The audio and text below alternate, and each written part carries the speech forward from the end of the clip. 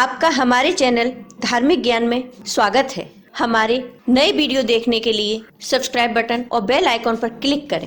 आज के मेरे वीडियो का विषय है, एक रात के लिए पुनः जीवित हुए थे महाभारत युद्ध में मारे गए सभी योद्धा।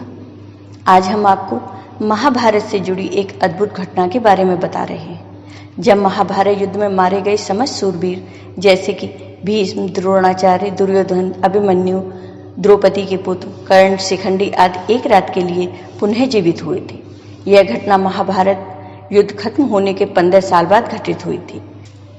साथ ही हम आपको बताएंगे कि धृतराष्ट्र, गांधारी, कुंती और विदुर की मौत कैसे हुई। आइए अब हम आपको इस वीडियो के बारे में विस्तार से बताते हैं। राजा बनने के पश्चात हस्तिनापुर में युधिष्ठिर धर्म व न्यायपूर्वक शासन करने लगे। युधिष्ठिर प्रतिदिन धृतराष्ट्र व गांधारी का आशीर्वाद लेने के बाद ही अन्य काम करते थे।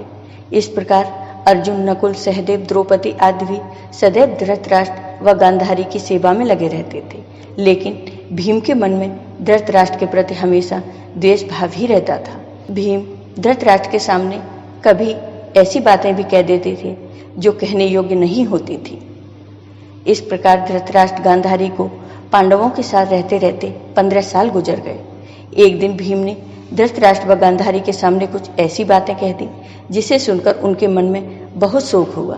तब धृतराष्ट्र ने सोचा कि पांडवों के आश्रय में रहते अब बहुत समय हो चुका है, इसलिए अब वानप्रस्थ आश्रम ही उचित है।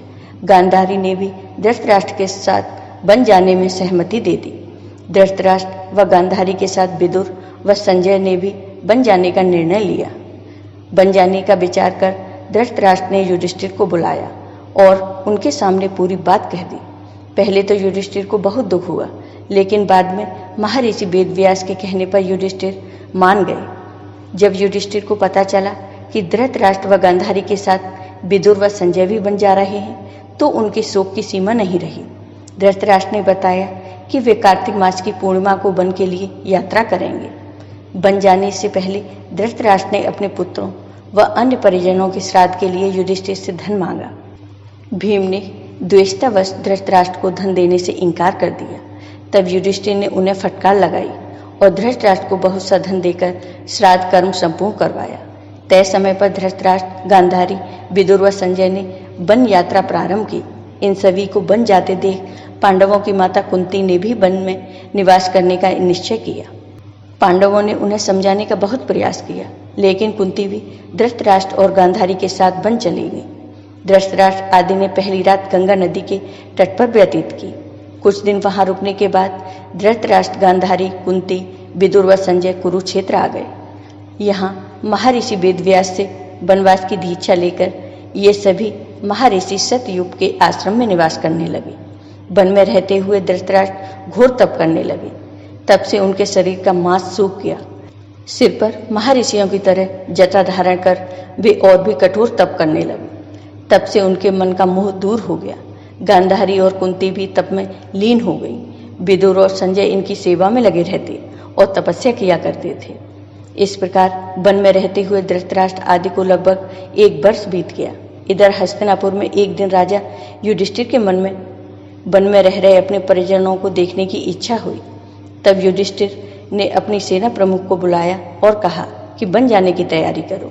मैं अपने भाइयों व परिजनों के साथ वन में रह रहे महाराज धृतराष्ट्र, माता गांधारी व कुंती आदि के दर्शन करूंगा। इस प्रकार पांडवों ने अपने पूरे परिवार के साथ वन जाने की यात्रा प्रारंभ की। पांडवों के साथ वे नगरवासी भी गए जो धृतराष्ट्र आदि के दर्शन करना चाहते थे। पांडव अपनी सेना के साथ चलते चलते उस स्थान पर आ गए जहां धृतराष्ट्र, गांधारी और कुंती रहते थे। जब युधिष्ठिर ने देखा तो वे बहुत प्रसन्न हुए और मुनियों के भेष में अपने परिजनों को देखकर उन्हें शोक भी हुआ। धृतराष्ट्र, गांधारी और कुंती भी अपने पुत्रों व परिजनों को देखकर बहुत प्रसन्न हुए। जब युधिष्ठिर ने वहां विदुर जी को नहीं देखा तो धृतराष्ट्र से उनके बारे में पूछा। धृतराष्ट्र ने बताया कि वे कठोर तप कर रहे हैं। तभी युधिष्ठिर को विदुर उसी ओर आते हुए दिखाई दिए, लेकिन आश्रम में इतने सारे लोगों को देखकर विदुर जी पुनः लौट गए। युधिष्ठिर उनसे मिलने के लिए पीछे पीछे दौड़े। तब वन में एक पेड़ के नीचे उन्हें विदुर जी खड़े हुए दिखाई दिए। उसी समय विदुर जी के शरीर से प्राण निकले और युधिष्ठिर में समा गए। जब युधिष्ठिर ने देखा कि विदुर जी के शरीर में प्राण नहीं है तो उन्होंने उनका दाह संस्कार करने का निर्णय लिया। तभी आकाशवाणी हुई कि विदुर जी संन्यास धर्म का पालन करते थे, इसलिए उनका दाह संस्कार करना उचित नहीं है। यह बात युधिष्ठिर ने आकर महाराज धृतराष्ट्र को बताई। युधिष्ठिर के मुख से यह बात सुनकर सभी को आश्चर्य हुआ। युधिष्ठिर आदि ने वह रात वन में ही बिताई। अगले दिन धृतराष्ट्र के आश्रम में महर्षि वेदव्यास जी आए। जब उन्हें पता चला कि विदुर जी ने शरीर त्याग दिया तब उन्होंने बताया कि विदुर धर्मराज के अवतार थे और युधिष्ठिर भी धर्मराज का ही अंश है, इसलिए विदुर जी के प्राण युधिष्ठिर के शरीर में समा गए।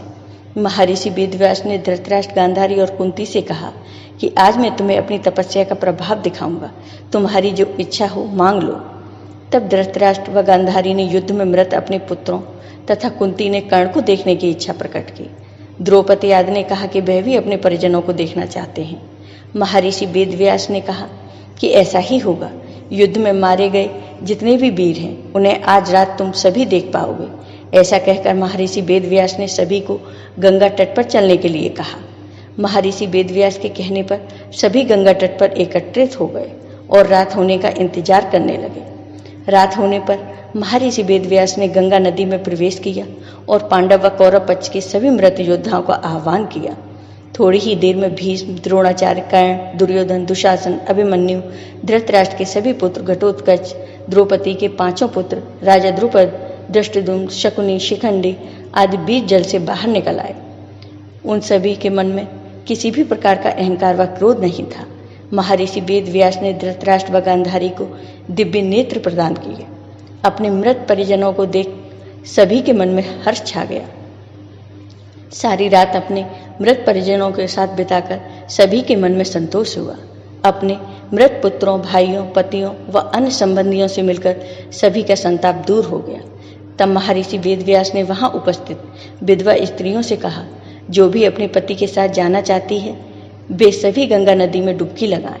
महर्षि वेदव्यास के कहने पर अपने पति से प्रेम करने वाली स्त्रियां गंगा में डुबकी लगाने लगी और शरीर छोड़कर पति लोक में चली गईं। इस प्रकार वह अद्भुत रात समाप्त हो गई। आपको ये वीडियो पसंद आया हो तो कमेंट बॉक्स में कमेंट करके जरूर बताइए। साथ ही मेरे वीडियो को शेयर जरूर करें। धन्यवाद।